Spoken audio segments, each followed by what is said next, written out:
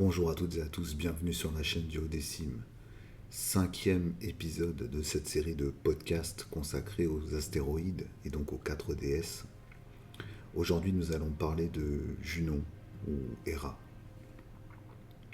Alors, cette déesse et cet astéroïde, on va commencer par le définir en prenant ce qui nous a été transmis depuis la mythologie. Héra, puisqu'on va remonter d'abord au culte orphique.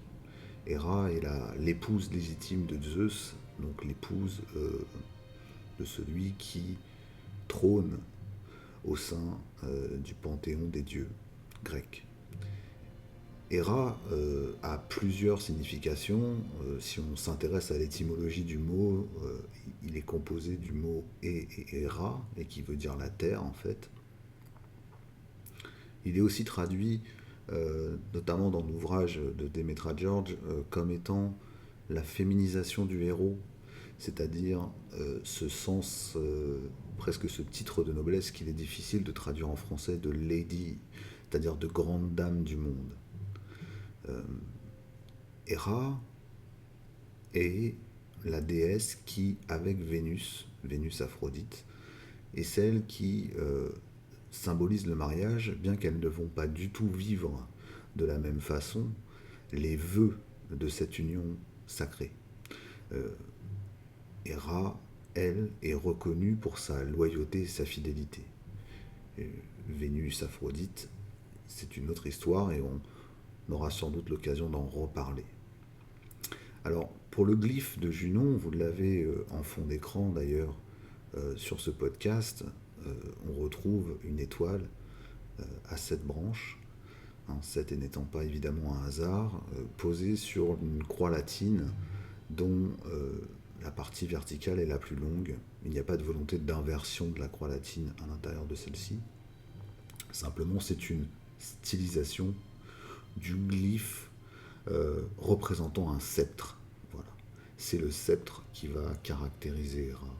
Au travers de ce sceptre, on traduit la révérence qui est due à Junon Héra, c'est-à-dire la condition sacrée et le sens aigu de la responsabilité morale qu'elle a vis-à-vis de son époux, au sein même de sa stature de reine, de déesse reine.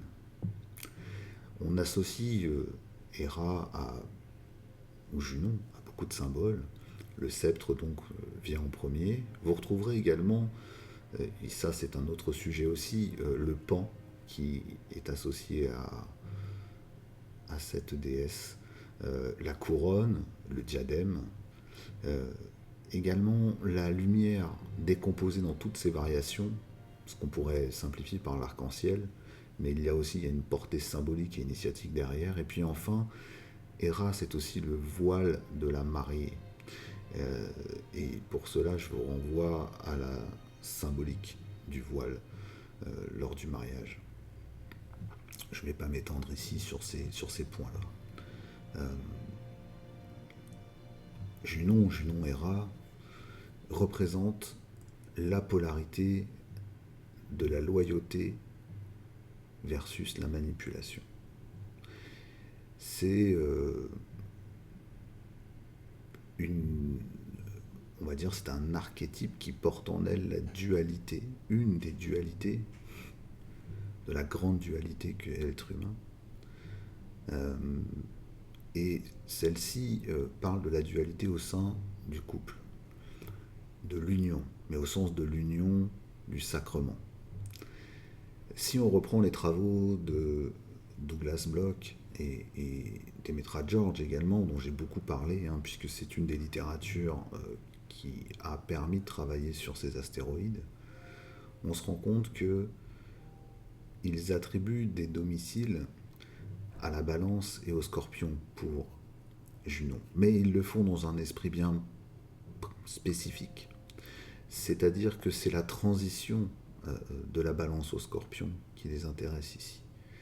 J'aurai l'occasion de revenir plus tard dans le dernier podcast euh, sur cette notion de transition entre les signes et ce que symbolisent en fait les rapports entre les astéroïdes dans le langage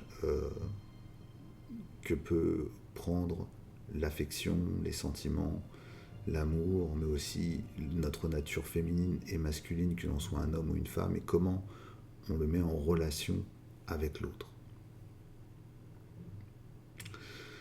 Junon va indiquer la capacité à prendre toutes nos responsabilités dans l'union sentimentale. Bien plus que l'archétype en fait dont je vous parlais tout à l'heure, loyauté versus manipulation, Junon va en astrologie nous rappeler la nécessité de réciprocité et de passion pour que jamais ne meure le désir et donc l'amour entre les êtres. Alors je précise à cet endroit du podcast que c'est un des astéroïdes que j'utilise le plus avec Vesta. Ce dont je vais vous parler, la lecture que je vous effectue là, est issue en grande partie, d'un ouvrage que je n'ai pas terminé, mais dont je vous avais parlé il y a plus d'1 an, 2 ans, sur l'axe relationnel 1-7, que je terminerai sans doute. Et les astéroïdes y ont plusieurs chapitres dédiés, car ils permettent d'affiner la lecture des rapports humains, des rapports dans le couple, et notamment des rapports de tension ou de complémentarité qui vont naître d'une union. La position de Junon en signe, elle va nous renvoyer à la nature de la réciprocité attendue par la personnalité. La réciprocité, bien sûr, dans la relation amoureuse, affective. Je vais y revenir. On pourrait dire que l'astropsychologie se sert de Junon pour regarder ce qui, dans la relation amoureuse, sert de démultiplicateur de l'expression personnelle. Elle nous permet aussi, par une étude un peu plus poussée et en mettant en relation les autres facteurs du thème, de voir de quelle façon le sujet va intimement vivre le partage, l'échange et la réciprocité. En fait, on va essayer d'approcher au plus près la compréhension et la confiance, et par là il faut les entendre dans leur sens absolu, mutuelle, confiance mutuelle, compréhension mutuelle, qui est attendue dans un couple, et si oui ou non, le natif, la native, l'utilise à bon escient, ou si elle a des challenges à relever pour, on va dire, équilibrer cette polarité au sein de son psychisme. Alors, je vous disais, on peut considérer les territoires, on va les nommer, la Balance et le Scorpion, de Junon, et notamment la transition de l'un à l'autre, comme le passage de l'union entre deux êtres au fait de consommer cette union sur le plan évidemment sexuel. C'est un passage qui est marqué entre la balance, la prise en compte du non-moi en réalité, et le besoin de vivre intensément les choses et de consommer aussi les choses. Car dans la vie, il y a une idée de consommation, non pas au sens moderne, mais au sens que le temps s'écoule, ne revient pas, on ne se baigne jamais 2 fois dans le même fleuve, disaient les présocratiques. Et donc, ce temps consommé, l'humain attend une satisfaction, une intensité derrière. Junon va représenter la façon dont nous allons accéder à ce passage de l'union à la consommation de l'union. Et ça va se faire par la nécessité que Junon indique de réciprocité. C'est vraiment l'un des mots-clés, la réciprocité. Alors en astrologie, quel filtre, quelle lecture prendre? Pour cela, on va utiliser, et c'est ce que je préconise, la planète maîtresse du signe dans lequel se trouve Junon. elle va nous donner une clé de lecture extrêmement importante. La clé de lecture, euh, cette planète maîtresse, elle va nous permettre de regarder ce que l'individu doit affronter au sein de sa relation à l'autre, et celle notamment qu'il va distinguer parmi toutes les relations, c'est-à-dire la relation amoureuse. Avant d'aller plus loin sur les maîtres des signes, on pourrait dire que Junon parle tout autant de la façon dont on est capable de vivre les relations que des pathologies associées aux relations. Quand je parle de pathologie, je veux dire les difficultés que cela engendre chez nous, les défis de la confiance, parfois allant jusqu'à la jalousie. Est-ce qu'on est dans l'envie? Est-ce qu'on est dans la manipulation? Est-ce qu'on est dans la collaboration ou la coercition, c'est-à-dire les jeux de pouvoir? Junon va symboliser toutes ces peurs que renferme le lien avec l'autre, c'est-à-dire toutes ces peurs qu'affronte l'ascendant, le moi, lorsqu'il est au contact du non-moi. Et on voit par là la symbolique importante du territoire de la balance. Si vous voulez regarder Junon dans un thème, et j'y reviendrai dans le live où vous pourrez poser vos questions qui sera consacré à Junon, il faut regarder dans quelle maison se trouvent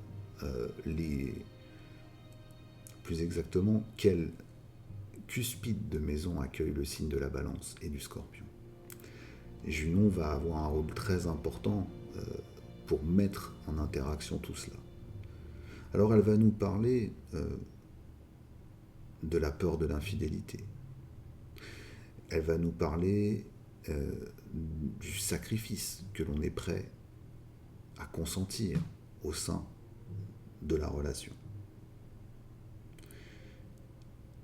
Elle nous donne ces informations, ne l'oubliez pas, toujours au regard de la clé qu'est le maître du signe dans lequel se trouve cet astéroïde.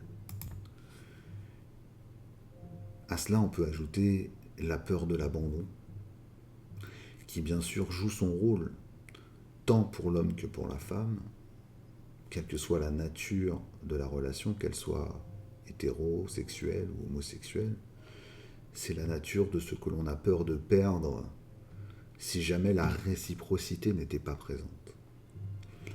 Et puis la peur de la trahison également est inclue à l'intérieur de Junon et de sa position dans le thème.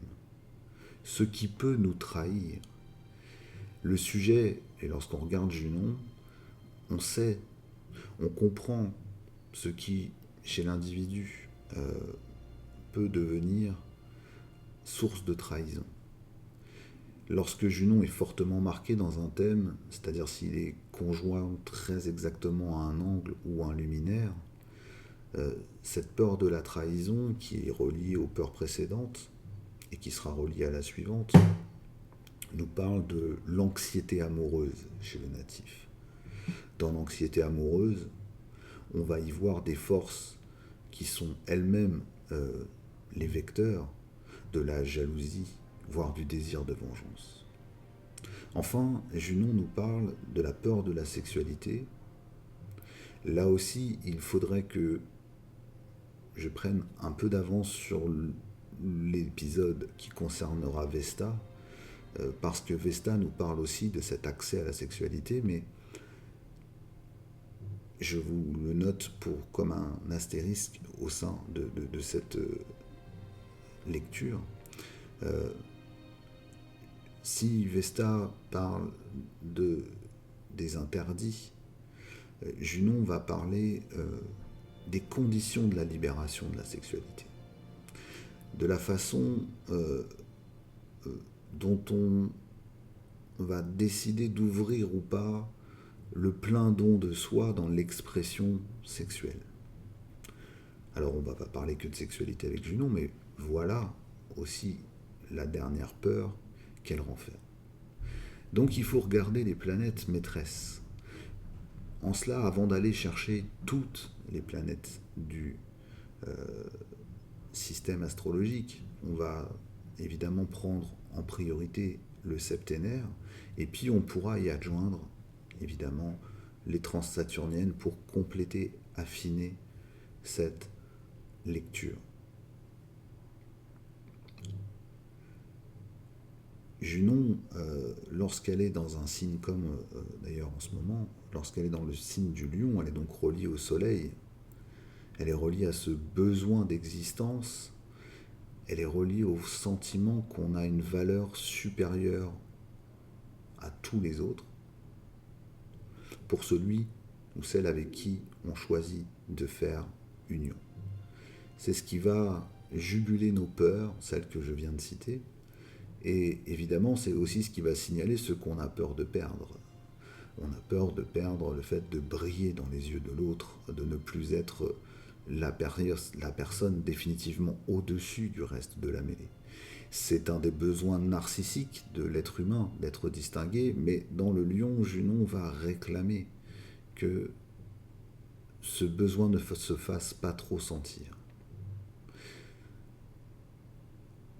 Dans le signe qui dépend de la Lune, dans le Cancer, on voit tout de suite le lien avec la peur de l'abandon. Elle va être peut-être sur-représentée d'ailleurs au sein du thème. Junon va expliquer, va montrer à quel point il est important de se sentir totalement protégé, au sens que l'autre est le rempart du territoire du couple. On a besoin de cette protection, mais je vous le disais, il y a cette réciprocité qui rentre en ligne de compte. Dans le Cancer, peut-être plus que dans le Lion, la réciprocité va être marquée par l'attitude extrêmement enveloppante, extrêmement protectrice de Junon. Le natif, la native, veut en permanence prouver qu'elle est capable de rassurer l'autre, et ça prend, je dirais, le dessus sur tous les autres facteurs. C'est ce qui permettra le passage, ça vous permet de vous remettre la mécanique dans la tête, de l'union équitable, réciproquement profitable de la balance, de l'énergie balance, à celle de la consommation, qu'elle soit sexuelle, passionnelle, qu'on retrouvera dans le Scorpion. Si on prend le territoire de Mercure, à savoir la Vierge et le Gémeaux, on va avoir deux types d'expressions différentes. La clé de lecture va être un peu modifiée. Pour ce qui est, et je vais commencer d'abord par l'ordre du zodiaque, du Gémeaux, Junon en Gémeaux espère de l'autre, attend de l'autre, qu'il soit un sésame pour une excitation tant intellectuelle que d'expérience, j'allais dire expérientielle, mais ça n'existe pas, ce mot c'est un barbarisme, que vous voudrez bien me pardonner. Il faut qu'il y ait une stimulation constante, presque régénératrice, au sein de la relation. On attend d'être un explorateur qui est accompagné par quelqu'un qui a les mêmes aspirations d'exploration. Il faut sans cesse aller conquérir de nouveaux territoires inconnus, y compris au sein de sa propre psyché, par l'intermédiaire du couple. Ça peut donner souvent, si on a des synastries où on a deux Junons en Gémeaux, des gens qui ont une confiance telle dans l'idée d'explorer le monde qu'on a une grande liberté, voire une grande liberté même sexuelle. C'est peut-être la définition où Junon, enfin en tout cas l'endroit dans lequel Junon va le moins actionner la fameuse colère d'Héra qui voit l'infidélité comme étant l'insupportable défaut de son mari, Zeus. Parce que, je ne l'ai pas précisé et je le dis dès maintenant, Junon au plus haut niveau, et si on pratique les synastries, c'est évidemment ce besoin d'exclusivité. Le Gémeaux sera peut-être le seul endroit où Junon fera une petite exception, mais les termes du contrat entre les deux protagonistes seront marqués par d'autres éléments. Là aussi, je ne peux pas tout aborder, mais gardez ça en tête. Dans l'autre version mercurienne, lorsque Junon occupe le territoire de la Vierge, le sésame de cette réciprocité, de la symbiose avec l'autre, l'ouverture de la porte pour l'autre, réside dans la totale certitude que sont partagées des valeurs identiques. Au sens valeur, il faut entendre le mot éthique. Il est difficile d'avoir deux fois la même éthique, puisque l'éthique est personnelle par définition, mais c'est ce qui primera, et c'est ce qui va primer tout au long de la relation. Pour le coup, le côté en lien avec la mythologie des rats, intransigeante, vengeresse, capable d'aller détruire ses rivales au féminin, c'est-à-dire les femmes que Zeus courtise dans son dos, sera exacerbé. Ce qui donnera la nature et la façon dont sera exacerbé ce trait de caractère, c'est la maison dans laquelle Junon se retrouvera. Pour ça, j'en garde un peu pour le live où je vous parlerai de Junon en maison. Mais retenez que dans la Vierge, Junon demande, réclame une transparence qui va jusqu'au microscope, jusque dans les moindres détails. Elle n'est pas espionne, elle n'est pas dans le fait de réclamer, car c'est un signe où Mercure est dans son côté récepteur, mais elle attend que ça aille jusqu'au détail près, la connivence, encore une fois je vais utiliser le mot de symbiose, qui existe entre les deux êtres. C'est cette capacité à avancer les yeux fermés avec l'autre, parce qu'on a totalement confiance en lui, qui va tout définir, qui va être la clé d'ouverture et qui va libérer l'être des peurs dont je vous parlais juste avant. Évidemment, vous aurez compris que la peur profonde, ici, c'est la peur de la trahison. Avec Junon, dans le territoire de Vénus, cette fois-ci, on va s'attacher à être beaucoup dans un partage d'idéal. Alors, si on prend d'abord le territoire du Taureau, évidemment, on va s'attacher aux choses matérielles, aux choses esthétiques, au sens de l'apparence, de la forme dont vont prendre les choses. Ce qu'on cherche à stabiliser, à acquérir dans la vie, on souhaite que l'autre ait les mêmes buts et fasse tout pour. On va prendre un exemple concret pour sortir un petit peu des termes génériques. Si l'objectif c'est d'avoir un train de vie qui est suffisamment confortable pour permettre de partir en vacances 3 fois par an, on sera très attaché à ce que l'autre soit dans cette dynamique-là. Si on prend un soin extrême à ce que son corps soit à ce qu'on considère être le top, parce que c'est notre beauté qu'on veut mettre en avant, on attend de l'autre évidemment cette réciprocité aussi, parce qu'on considère que si l'autre fait attention à cette esthétique, c'est parce qu'il veut nous donner la même chose que ce qu'on lui apporte. Toujours cette idée de réciprocité. Dans le territoire de la Balance, dans le territoire de Vénus, mais en Balance, il est beaucoup plus question, sujet de ne pas avoir d'emprise. Ce qui va être insupportable, c'est la nécessité que pourrait avoir une personne, lorsqu'on la rencontre, pour quelqu'un qui aurait Junon en Balance, de vouloir dominer, de vouloir asservir, de vouloir imposer. Junon réclame qu'il n'y ait pas de verticalité au sein du couple, que tous soient dans l'horizontalité, la cohésion, la bonne entente, instinctive. Naturellement, on va chercher les gens qui ne sont pas dans le rapport de force. Tout rapport de force va nous ramener à la peur du monde extérieur. Encore plus, je dirais, dans l'astrologie qu'on peut faire aujourd'hui et qu'on cale sur le monde qui est le nôtre, et peut-être encore plus quand on fait des thèmes dans nos sociétés occidentales, tout ce qui sera rapport hiérarchique, rapport de subordination au sein du couple, ne sera pas possible pour une personne qui a Junon marqué en balance.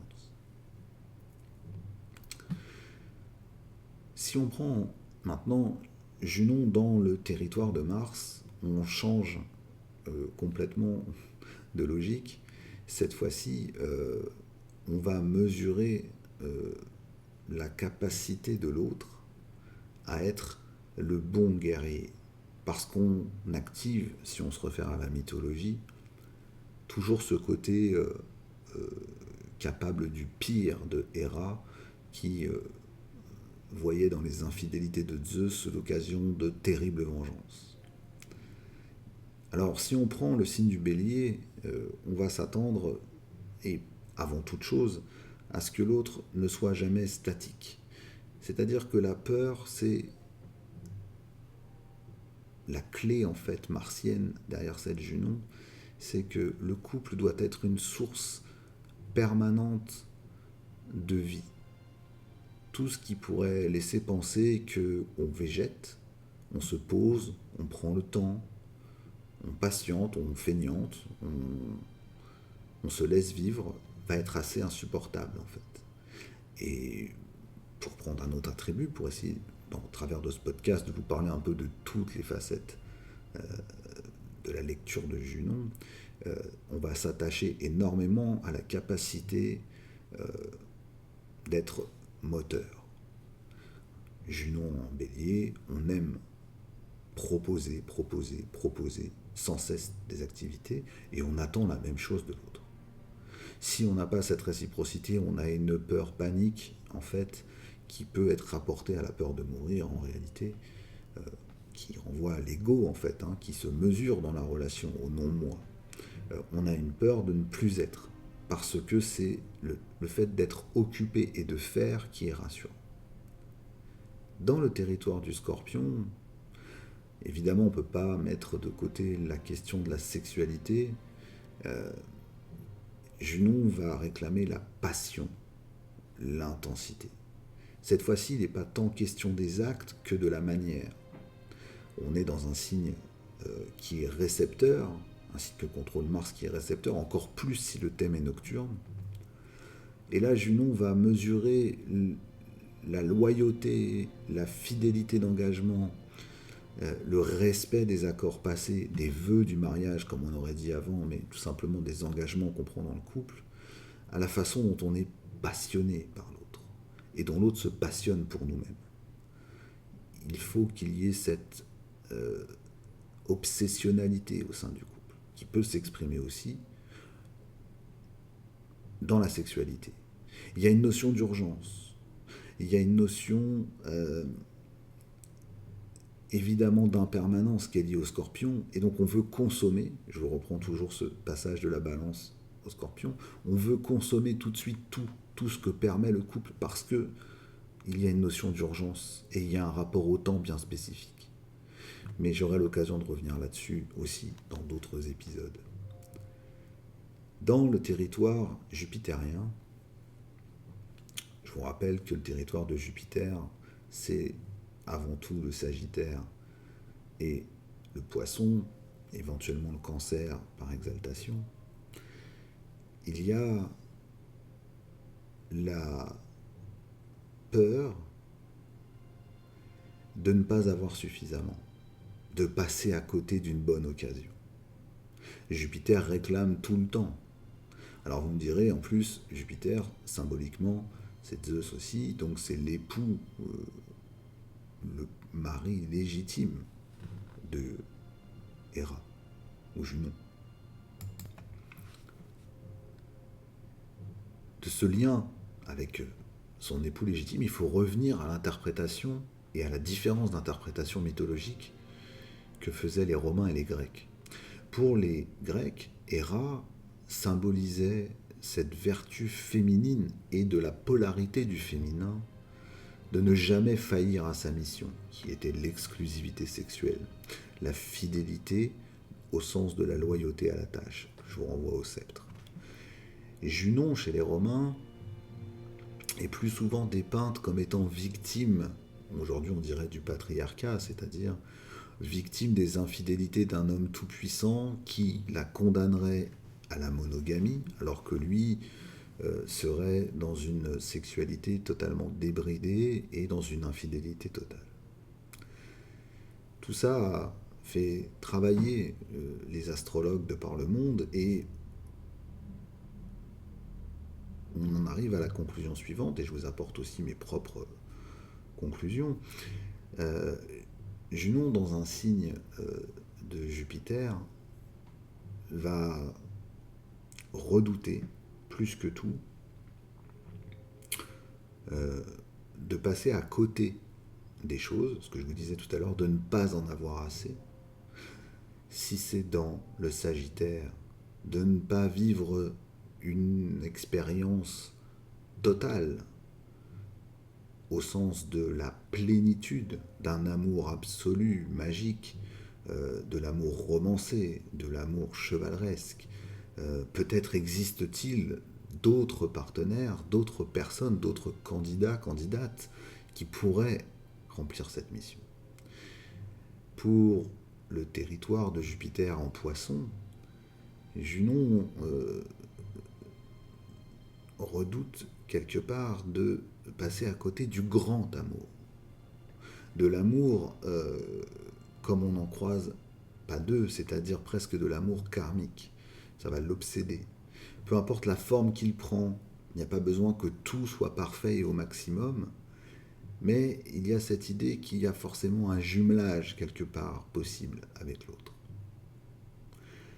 Alors, derrière cette première peur et cette première demande de réciprocité, Junon, dans les signes de Jupiter, en fait, je vous rappelle que Jupiter est la première planète collective, donc c'est la première planète qui nous relie aux autres.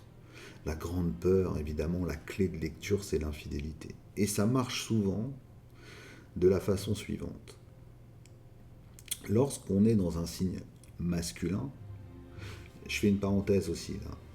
Dans ce podcast, j'essaye de vous montrer comment on travaille aussi en astrologie, parce qu'il y a plein de niveaux de lecture de Junon, et les signes renferment plein de niveaux de lecture. Je vous donne quelques clés.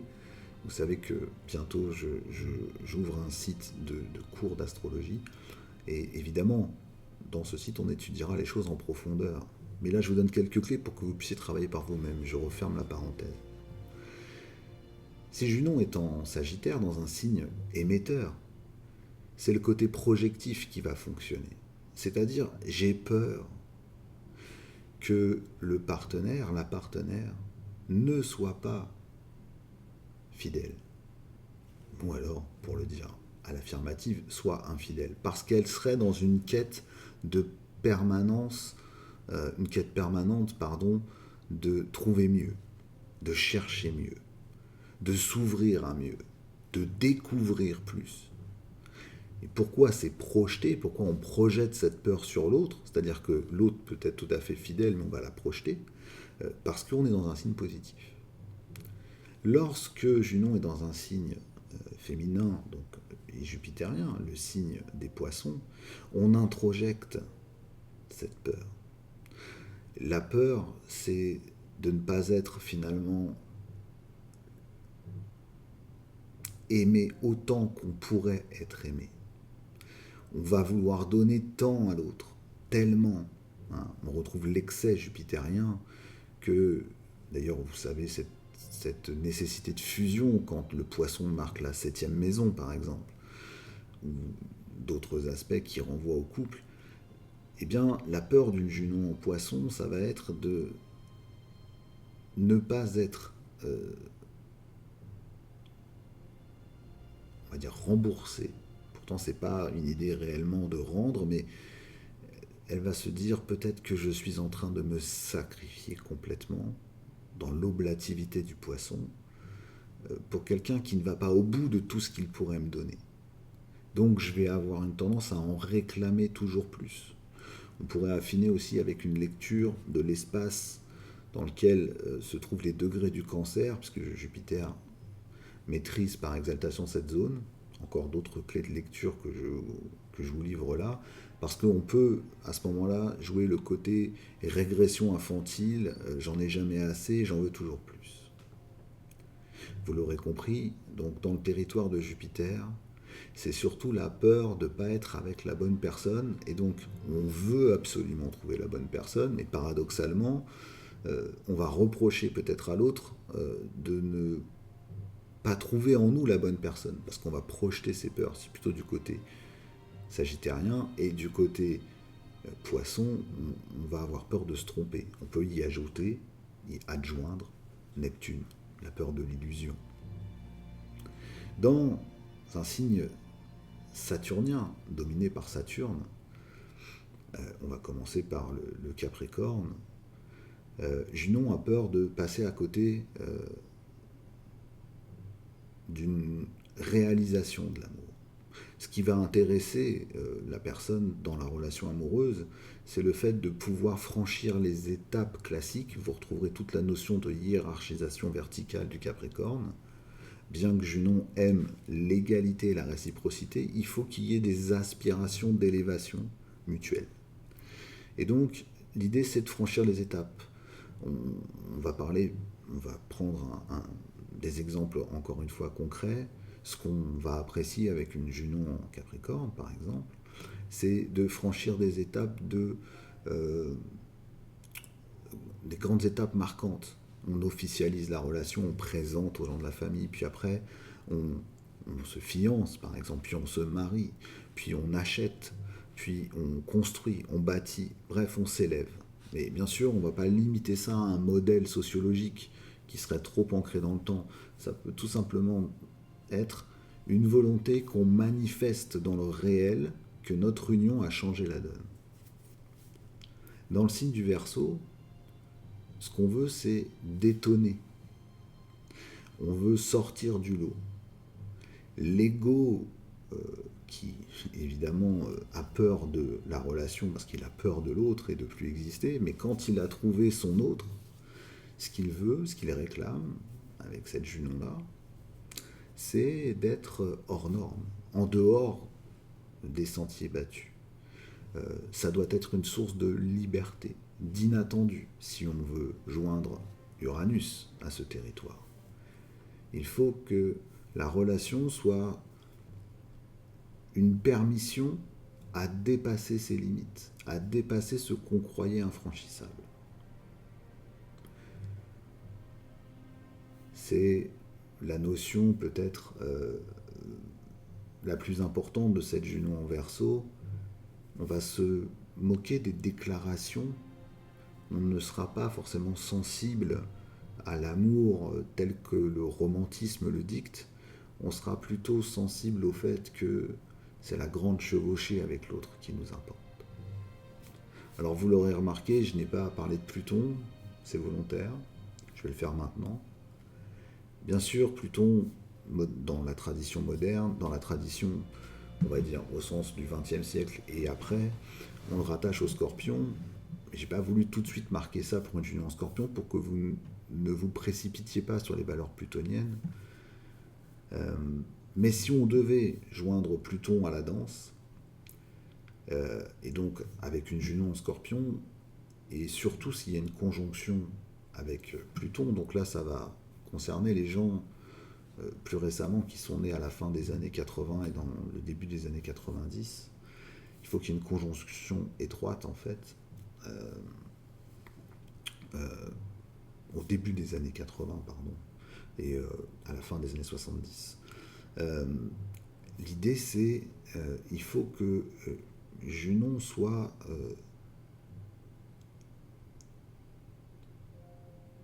fortement marqué par cette conjonction. On ne parle pas d'une conjonction à 10 degrés.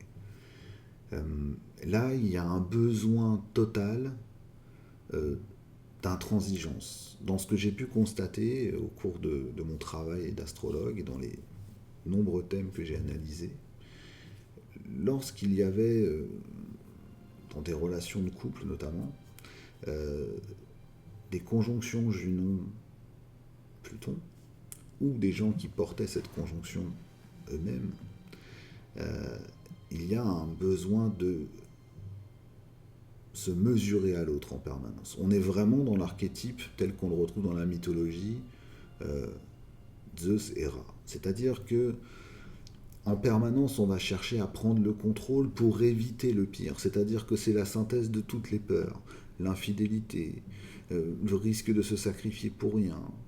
Euh, Toutes les peurs, en fait, dont je vous ai parlé tout à l'heure, vont être motrices et vont générer un comportement qui, bien souvent, ne laisse pas place à l'improvisation.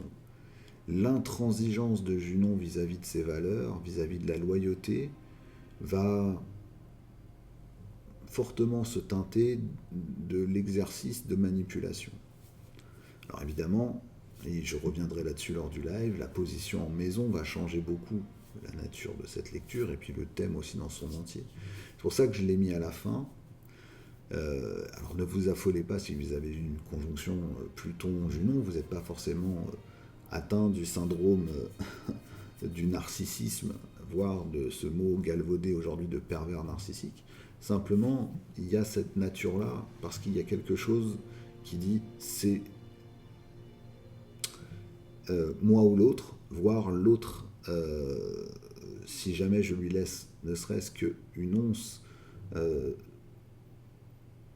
supériorité sur moi, sur un domaine, quel qu'il soit, je risque l'anéantissement. Donc je me dois d'être d'une fermeté totale. J'espère que cet épisode vous a plu. Je vous donne rendez-vous la semaine prochaine pour le live en direct avec vos questions sur Junon. On parlera de Junon en maison notamment, et puis je toucherai peut-être deux mots de la partie ésotérique, occulte, qui était vouée à Junon. À bientôt. Ciao.